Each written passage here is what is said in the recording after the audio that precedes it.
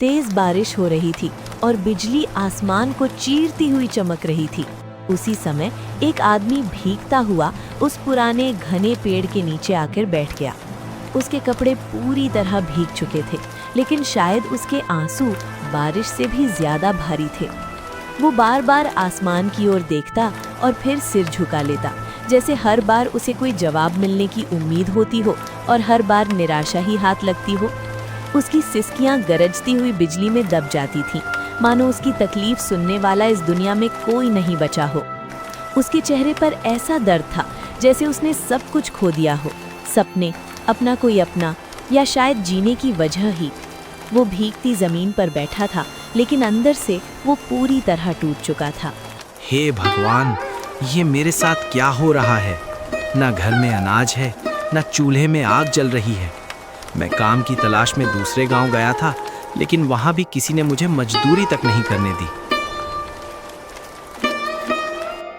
वो दोनों हाथ आसमान की ओर उठाकर रो पड़ा। बारिश की बूंदें उसके चेहरे पर गिर रही थीं, पर अब ये समझ पाना मुश्किल था कि कौन सी बूंद बारिश की है और कौन सा आंसू उसकी बेबसी का। मेरे बच्चों ने सुबह से कुछ नहीं खाया। उनकी भूखी आंखें मुझे सोने नहीं देती। मैं कैसा बाप हूँ जो उन्हें 2 वक्त की रोटी भी नहीं दे पा रहा। उसकी आवाज़ कांप रही थी। हर शब्द में टूटा हुआ आत्मसम्मान और गहरी लाचारी छिपी थी। पेड़ के नीचे बैठा वो आदमी सिर्फ बारिश से नहीं, हालात से भी भीग चुका था। उसका नाम शंभू था। शंभू बहुत गरीब था। उसके सिर पर सेठ हरीलाल का भारी कर्ज चढ़ा हुआ था। हर महीने सूद बढ़ता जाता, लेकिन शंभू की कमाई वहीं की वहीं रह जाती। जितना कमाता उससे ज्यादा तो ब्याज में चला जाता। सेठ हरीलाल की कड़ी बातें उसके कानों में गूंजती रहती। बरसात की उस अंधेरी रात में पेड़ के नीचे बैठा शंभू सिर्फ भूख से नहीं, बल्कि उस कर्ज के बोझ से भी दबा हुआ था। उसे लग रहा था जैसे हर बिजली की चमक उसे याद दिला रही हो कि उसके पास अब बचा ही क्या है, न पैसे न सहारा, बस उम्मीद की आखिरी डोर। घर में बीवी और बच्चे भूखे बैठे होंगे। माँ भी दरवाजे पर नजरें टिकाए मेरा इंतजार कर रही होगी, और मैं यहाँ इस जंगल में यूं ही खड़ा हूँ। बारिश और तेज हो गई। पेड़ की पत्तियों से लगातार पानी टपकने लगा। शंभू ने कांपते हुए आसमान की ओर देखा, जैसे भगवान से पूछ रहा हो, मेरी गलती क्या है? उसकी आंखों से आंसू बह निकले। उसे अपने बच्चों की भूखी सूरत याद आ गई। वो भीगता रहा, लेकिन अंदर का दर्द बारिश से भी ज्यादा गहरा था। अगर इस बारिश में मैं बीमार पड़ गया तो मेरे परिवार को कौन संभालेगा? मेरे बच्चों को कौन खिलाएगा? हे भगवान, अब तू ही बता, मैं क्या करूं? उसकी आवाज़ डर और चिंता से कांप रही थी। उसे अपनी सेहत से ज्यादा अपने बच्चों की भूख की चिंता थी।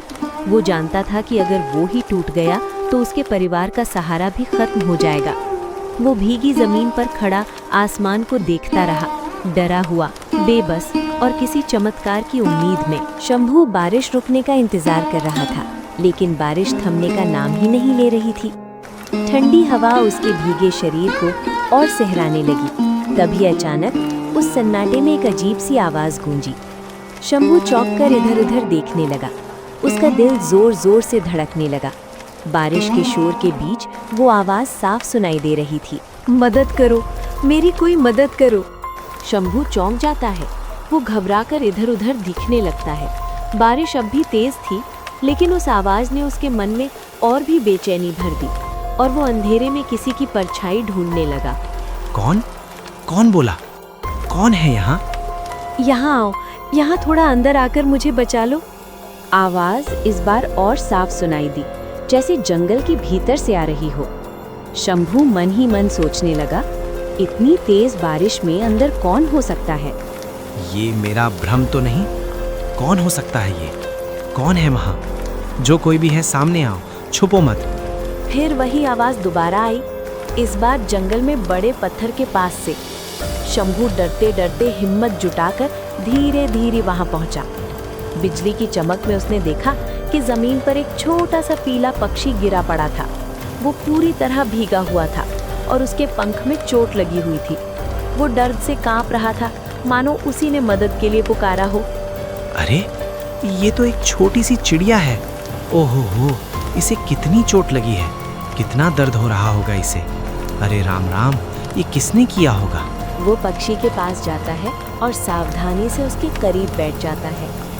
फिर वो चारों ओर नजर दौड़ाता है, आसपास ध्यान से ढूंढता है, कहीं कोई जानवर, कोई शिकारी या किसी हमले का निशान तो नहीं।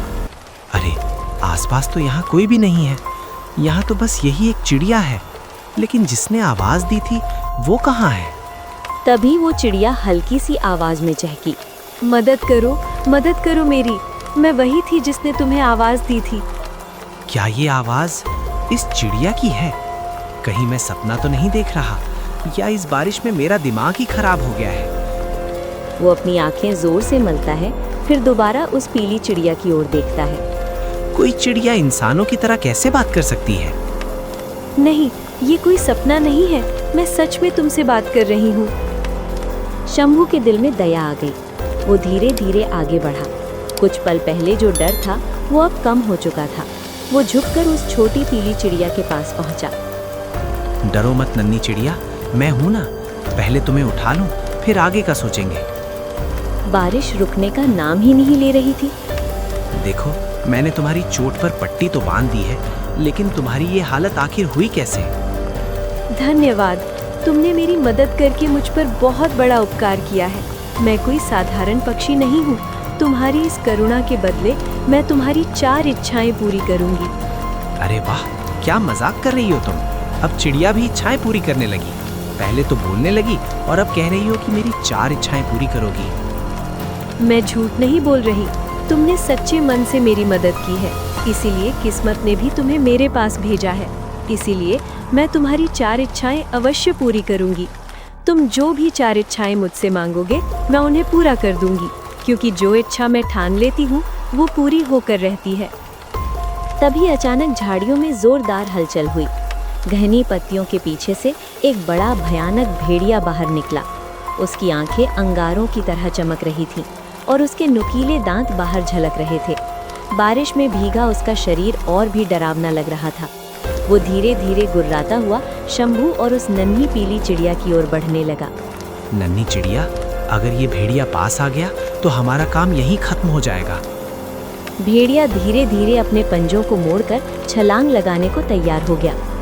तुमने कहा था कि तुम मेरी 4 इच्छाएं पूरी करोगी। मुझे नहीं पता कि तुम सच बोल रही हो या झूठ, लेकिन मेरी पहली इच्छा यही है, तुम इस भेड़िए से मेरी जान बचाओ।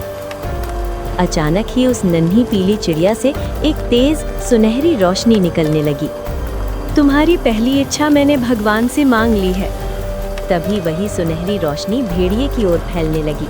भेड़िया घबराकर पीछे हटने लगा और एक पल में जैसे धुएं में मिल गया, गायब हो गया। अरे, वो तो सच में गायब हो गया।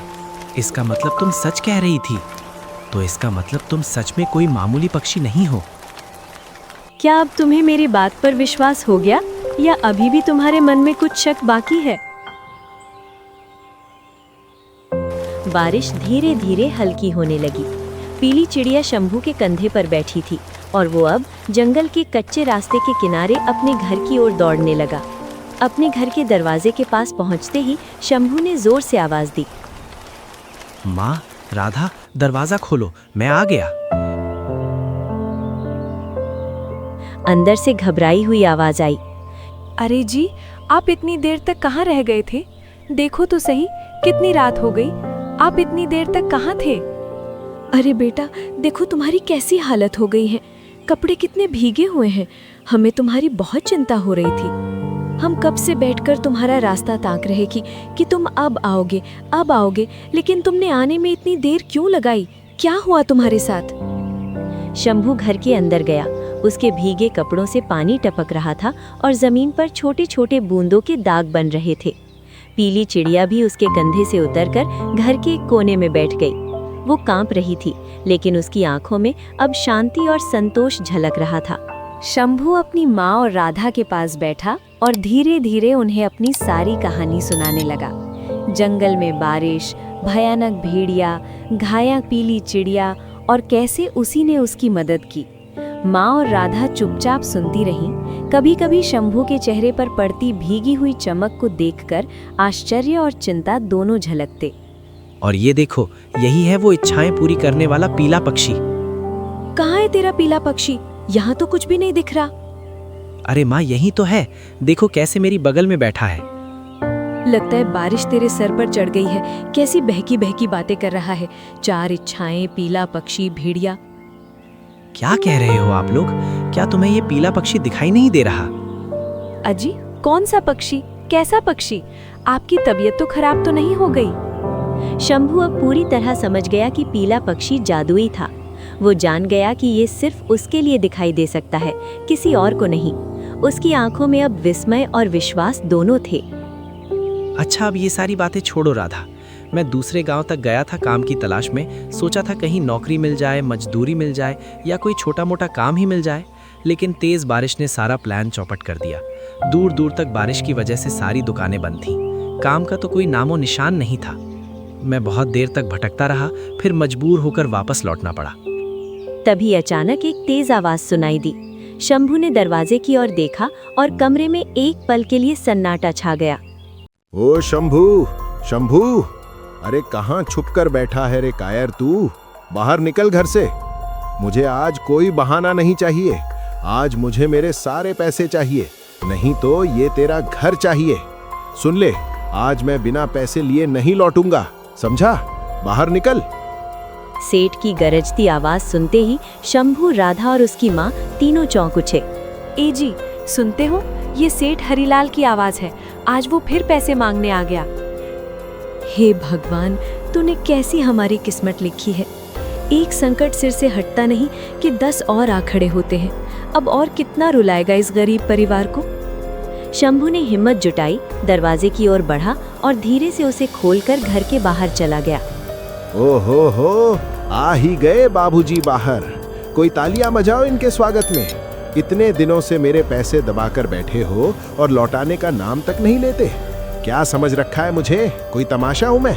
अरे मैं तेरा बाप हूं क्या जो तुझसे अपने पैसे नहीं लूंगा? सेठ जी, बस थोड़ा सा और सब्र रख लीजिए। बारिश की वजह से काम बिल्कुल नहीं चल रहा। मुझे कुछ दिन की और मोहलत दे दीजिए। मैं जल्द ही आपके सारे पैसे लौटा दूंगा। ऐसा थप्पड़ मारूंगा कि पूरे गांव में हगता फिरेगा तू। क्या समझ रखा है? पैसा पेड़ पर फलता है? तुम्हें क्या लगता है जितने दिन की मोहलत मांगोगे मैं उतने दिन देता रहूंगा?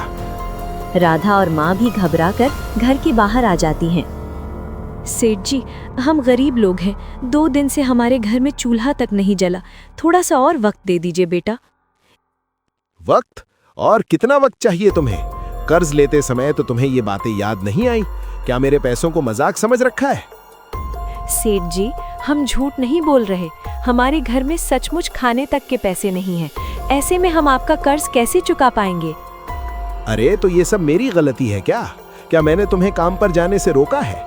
अगर भूखे हो तो सड़क पर जाओ, भीख मांगो, समझे? मुझे मेरे पैसे वापस चाहिए बस, और आज ही चाहिए। अब कोई बहाना नहीं चलेगा। मैं अपनी भूखी माँ और बच्चों को लेकर कहाँ जाऊंगा? सेठ जी, अगर आप इस बारिश में हमसे हमारा घर भी छीन लेंगे तो हम कहाँ जाएंगे? अरे मुझसे क्या पूछ रहा है कहाँ जाएगा तू? मुझे क्या पता कहाँ जाएगा? मुझे सिर्फ अपने पैसों से मतलब है। जो तू चुका नहीं पाया उसके बदले ये घर अब मेरा है, समझा? और मुझे इससे कोई मतलब नहीं कि तू अपनी माँ पत्नी को लेकर कहाँ जाएगा, कहाँ सोएगा। सेठ जी, भगवान के लिए हमें कुछ दिन की और मोहलत दे दीजिए। ये सब तूने पैसे लेने से पहले क्यों नहीं सोचा? अब मैं कुछ नहीं जानता। या तो आज मुझे मेरे पूरे पैसे दे, नहीं तो ये घर अब मेरा होगा। भगवान के लिए मेरा घर मत उजाड़िए सेठ जी, हम कहीं के नहीं रह जाएंगे। बहुत हो गया तुम लोगों का नाटक। निकालो इन्हें यहाँ से और दरवाजे पर ताला लगा दो। सेठ हरीलाल के आदमियों ने शंभू, उसकी माँ और उसकी पत्नी को जबरदस्ती बाहर धकेल दिया। आज से ये घर मेरा है, समझे? और जब तुम्हारे पास पैसे आ जाएं, तब आकर मुझसे बात करना। फिर सेठ हरीलाल और उसके आदमी वहां से चले गए। हे भगवान, हमने किसी का क्या बिगाड़ा था? न खाना है, न काम, और अब तो सिर छुपाने को छत भी नहीं रही। मेरी वजह से आप लोगों को ये सब झेलना पड़ रहा है। ना मैं अच्छा बेटा बन पाया, ना अच्छा पति। तभी पीला पक्षी उड़कर शंभू के कंधे पर बैठ जाता है। 3 इच्छाएं बची हैं, पर मैं उनका क्या करूं?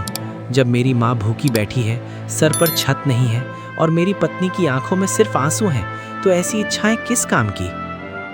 शंभू, इच्छाएं इसलिए होती हैं कि मुसीबत के समय तुम सोच समझ कर रास्ता निकाल सको। तुम होशियार हो, दिल के साफ हो और मेहनती भी। मैं तुम्हारी मदद कर सकती हूँ, पर फैसला तुम्हें करना होगा। अब बताओ, तुम्हारी अगली इच्छा क्या है? हाँ, तुम सही कह रहे हो। मुझे ऐसी परिस्थिति में हार नहीं माननी चाहिए। तो ठीक है, मेरी पहली इच्छा ये है कि मेरे परिवार को कभी भी सड़क पर ना सोना पड़े, ना मेरी माँ को और ना ही मेरी पत्नी को कभी सड़क पर बैठना पड़े। मुझे कोई छोटा सा झोपड़ा नहीं चाहिए। मुझे एक बड़ा आलीशान और मजबूत मकान चाहिए, जहाँ डर का नामो निशान ना हो, जहाँ मेरा परिवार सुरक्षित और चैन से रह सके और जहाँ किसी भी तरह की तकलीफ या असुरक्षा ना हो। पीले पक्षी से सुनहरी रोशनी निकलती है। ये लो शंभू, तुम्हारी दूसरी इच्छा पूरी होती है। जहाँ पहले खाली जमीन थी, वहाँ अचानक एक विशाल महल खड़ा हो गया। ऊंची दीवारें, चमकता हुआ दरवाजा और चौड़ा सा आंगन उसके चारों ओर फैला हुआ था। ये रहा हमारा नया घर। अब हमें उस छोटी झोपड़ी की कोई जरूरत नहीं। अब हम इस बड़े और शानदार महल में रहेंगे। माँ, मैंने तुम्हें बताया था ना कि मेरे साथ वो पीला पक्षी है जो हमेशा मेरे साथ रहता है और सिर्फ मुझे दिखाई देता है। लेकिन तुम मुझे पागल समझ रही थी। वो एक जादुई पक्षी है जो अपने भगवान से मेरे लिए दुआ मांगता है और उसकी दुआ हमेशा पूरी होती है। चलो, अब अंदर चलते हैं। इतना बड़ा घर हम जैसे गरीबों के लिए ये कैसे हो गया बेटा? माँ, मैंने तुम्हें बताया था ना कि मेरे साथ वो पीला पक्षी है जो हमेशा मेरे साथ रहता है और सिर्फ मुझे दिखाई देता है। लेकिन तुम मुझे पागल समझ रही थी। वो एक जादुई पक्षी है जो अपने भगवान से मेरे लिए दुआ मांगता है और उसकी दुआ हमेशा पूरी होती है। चलो, अब अंदर चलते हैं। वे तीनों धीरे धीरे घर के अंदर जाते हैं। अंदर चमकदार फर्श, मुलायम बिस्तर और एक विशाल आंगन था। पीले पक्षी, कल तक मेरे पास कुछ भी नहीं था। आज इतना बड़ा मकान है, सिर छुपाने के लिए छत है। भगवान का बहुत बहुत शुक्रिया कि उन्होंने तुम्हें मेरे पास भेजा। शंभू, अभी भी तुम्हारे पास 2 इच्छाएं बाकी हैं। बताओ, तुम्हारी अगली इच्छा क्या है? मैं चाहता हूँ कि मेरे घर पर कभी भी गरीबी का साया ना पड़े। मुझे इतना धन मिले कि पूरे गांव में मुझसे अधिक अमीर कोई ना हो। मुझे सोना, चांदी और धन दौलत की कोई कमी ना रहे। मेरी माँ को अच्छे कपड़े मिले और मेरी पत्नी को रानी जैसी जिंदगी मिले। हमें स्वादिष्ट भोजन मिले, अच्छे गहने पहनने को मिले और हमें कभी किसी के सामने हाथ ना फैलाना पड़े। शंभू, तुम्हारी तीसरी इच्छा अब पूरी होती है। पीले पंछी से चमकदार रोशनी निकलती है और पूरा कमरा जगमगाने लगता है। फिर एक चमत्कार होता है। कमरा सोने से भर जाता है। चारों ओर सोना, चांदी, रेशमी कपड़े और नोटों के ढेर लगे होते हैं। हे भगवान, इतना सारा धन! मैंने अपनी पूरी जिंदगी में कभी इतना धन नहीं देखा। ये सब अब हमारा है। हाँ माँ, अब ये सब हमारा है। अब तुम्हें फटे कपड़े नहीं पहनने पड़ेंगे। अब तुम्हें किसी के सामने हाथ नहीं फैलाना पड़ेगा। अब हमारा भी वक्त बदलेगा। अगले दिन पूरे गांव में हलचल मच चुकी थी। जिस गांव में पहले शंभू को कोई पूछता भी नहीं था, आज उसी गांव में उसके नाम की चर्चा हो रही थी। लोग आपस में कानाफूसी कर रहे थे। अरे सुना तुमने, शंभू अमीर हो गया है। क्या बात कर रहे हो? वही शंभू जिसके पास कल तक खाने को भी नहीं था? ये सब आखिर हुआ कैसे? हाँ वही, रातों रात उसके घर की जगह महल खड़ा हो गया। और मैंने तो ये भी सुना है कि उसके घर में 16 चांदी भरा पड़ा है। और ये खबर अब सेठ के कानों तक भी पहुंच गई। सेठ जी, आपने सुना? शंभू अमीर हो गया। पहले ठीक से बोल, क्या कह रहा है तू? क्या आसमान टूट पड़ा है जो इतना दौड़ता हुआ आ रहा है? सेठ जी, आप यकीन नहीं करेंगे, जो आदमी कल तक आपके दरवाजे पर भीख मांगता था, वो अब राजा बन गया है। जा, अरे क्या बकवास कर रहा है? कौन बन गया राजा? पहले नाम तो बता। शंभू सेठ जी, शंभू राजा बन गया है। सेठ चौंक गया। शंभू? अरे वही शंभू ना जिसके पास मेरे कर्ज चुकाने के लिए पैसे नहीं थे। हाँ सेठ जी, वही। उसके घर की जगह अब इतना बड़ा महल खड़ा है और सोना चांदी तो ऐसे पड़ा है जैसे मिट्टी हो। बकवास बंद कर। वो गरीब रातों रात अमीर कैसे बन जाएगा? अगर आपको मेरी बात पर विश्वास नहीं है सेठ जी, तो चलकर खुद देख लीजिए। पूरा गांव उसके घर के बाहर भीड़ लगाए खड़ा है। जैसे ही सेठ अपने आदमियों के साथ शंभू के महल के बाहर खड़ा होता है, उसकी आंखें फटी की फटी रह जाती हैं। अरे बाप रे, ये तो सच में इतना बड़ा महल है। शंभू रातों रात इतना अमीर कैसे हो गया? सेठ गुस्से से चिल्लाता है। शंभू, ओ शंभू, बाहर निकल।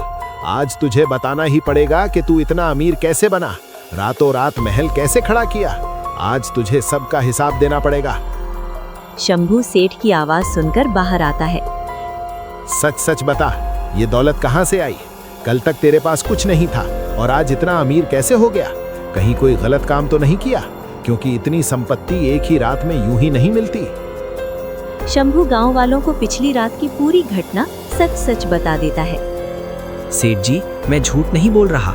ये सब पीले पक्षी का चमत्कार है। पीला पक्षी कहाँ है? वो हमें क्यों नहीं दिखाई दे रहा? अगर सच में कोई पक्षी होता तो हम भी उसे देख पाते। जब हमें कुछ दिख ही नहीं रहा तो साफ है कि तुम कहानी बना रहे हो। मैं झूठ नहीं बोल रहा, वो यही है, मेरे पास ही है, बस आपको दिखाई नहीं दे रहा। गांव वालों, ये सारा धन संदिग्ध है। इसकी सच्चाई का फैसला पंचायत करेगी कि शंभूनाथ इस धन का हकदार है या नहीं।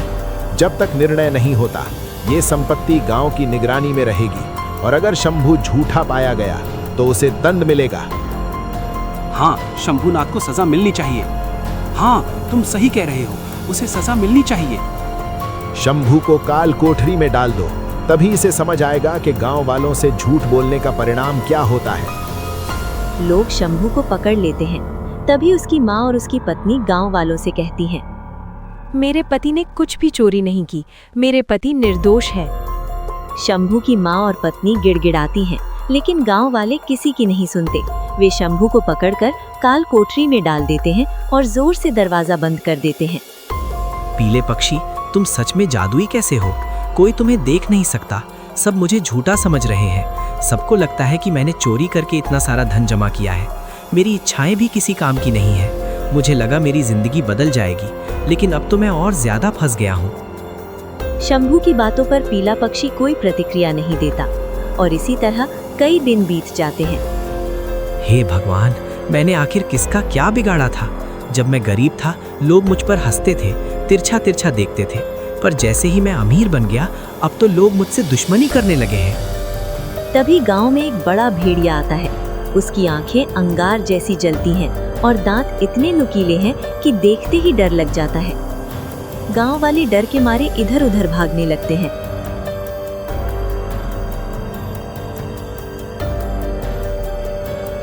भीड़ में सेठ भी था जो अपने बेटे के साथ भाग रहा था, लेकिन भीड़ की नजर सेठ के बेटे पर पड़ जाती है।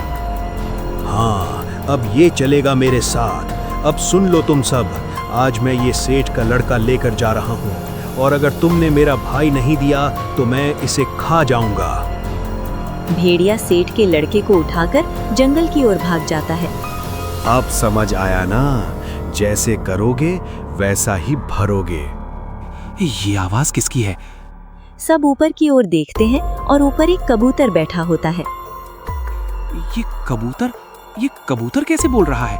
ये तो बिल्कुल इंसानों की तरह बोल रहा है। हाँ, बोल रहा हूँ, क्योंकि जब कोई इंसान अक्ल से गूंगा हो जाता है तो पक्षी को ही बोलना पड़ता है। ये सब गलती तुम्हारी ही है। हमारी गलती है? तुम लोगों ने जिसे चोर समझकर काल कोठरी में डाल दिया है, अब वही इंसान तुम लोगों की मदद कर सकता है। बस वो शंभू जिसे हमने चोर समझकर खुद काल कोठरी में डाल दिया है, वो हमें कैसे बचा सकता है? अगर तुम्हें पूरे गांव को बचाना है तो उसे जल्द से जल्द आजाद करो, और अगर आजाद नहीं किया तो भेड़िए का शिकार बनने के लिए तैयार रहो। इतना कहकर वो कबूतर वहां से उड़ जाता है। अगर शंभू हमें सच में बचा सकता है तो हमें एक बार कोशिश जरूर करनी चाहिए। सब गांव वाले मिलकर काल कोठरी की ओर बढ़ते हैं और दरवाजा खोलकर शंभू को आजाद कर देते हैं। अब क्या चाहिए तुम्हें मुझसे? सब कुछ तो मुझसे छीन लिया तुमने। क्या अब भी मुझे सुकून से जीने नहीं दोगे? नहीं शंभू, अब हमें तुम्हारी मदद चाहिए। अब केवल तुम ही हम गांव वालों को बचा सकते हो। मदद? जब मैं तुम सबके सामने रो रहा था, तब तुम लोगों में से किसी को मुझ पर दया नहीं आई।